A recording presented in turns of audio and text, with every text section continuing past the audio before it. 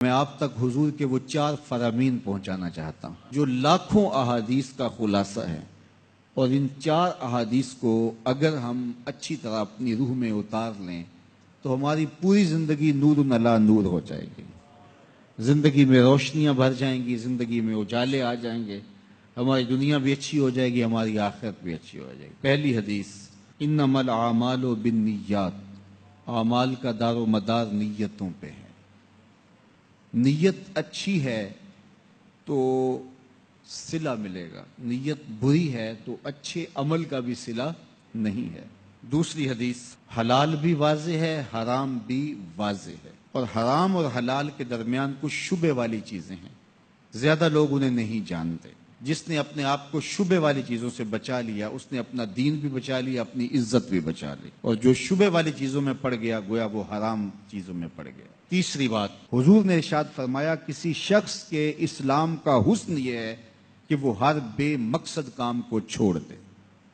یہ اسلام کا نور اور اسلام کا حسن بندے کو نصیب ہوتا ہے اگر وہ بے مقصد کاموں کو چھوڑ دے۔ ہماری زندگی بڑی قیمتی ہے، ایک ایک سانس با مقصد ہونا چاہیے، لیکن ہم اپنے وقت کو کس آوارگی کے ساتھ، کس بے دردی کے ساتھ گزارتے ہیں۔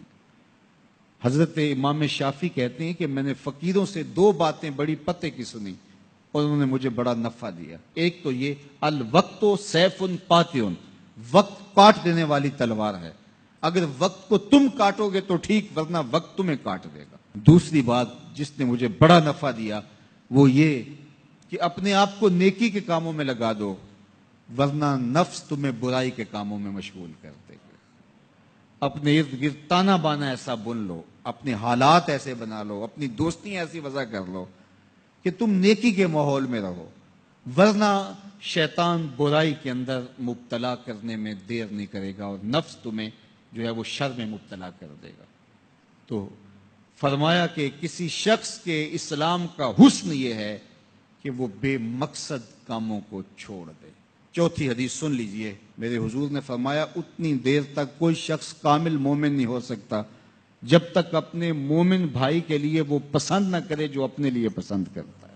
میں اور آپ اپنے لیے جو پسند کرتے ہیں ہمیں اچھی طرح پتہ ہے، اپنے بھائیوں کے لیے، اپنے عزیزوں کے لیے، اپنے دوستوں کے لیے، اہل ایمان کے لیے بھی وہی پسند کریں۔ خیریت، عافیت، دولت، عزت، آبرو، یہ ہم پسند کرتے اپنے لیے، اور ہم یہ سب جو ہے وہ اپنے عزیزوں کے لیے، اپنے بھائیوں کے لیے بھی پسند کریں، اہل ایمان کے لیے بھی پسند کریں۔ اللہ سب کو آبرو دے، کسی کی عزت پہ حرف نہ آنے پائے، کسی کو دھوکہ نہ ہو، کسی کو فراڈ نہ ہو۔ اچھا، کچھ لوگ ایسے ہوتے ہیں کہ کسی سے خود فراڈ تو نہیں کرتے، لیکن اس سے فراڈ ہو رہا ہو، اس سے دھوکہ ہو رہا ہو تو اس سے خوش ہو رہے ہوتے ہیں کہ یہ میرا شریک ہے، یہ میرا دشمن ہے، اس کو نقصان ہو رہا ہے۔ تو فرمایا کوئی بندہ اتنی دیر تک کامل مومن ہی نہیں ہو سکتا جب تک وہ پسند نہ کرے اپنے بھائی کے لیے جو اپنے لیے پسند کرتا ہے، اور یہ اگر کیفیت نصیب ہو جائے تو پھر ایمان کی حلاوت اور ایمان کا نور نصیب ہوتا ہے۔ تو یہ 4 حدیثیں اصول دین میں سے ہیں، اور ان کو اگر خضر راہ بنا لیا جائے تو پوری زندگی نور علی نور ہو جاتی ہے۔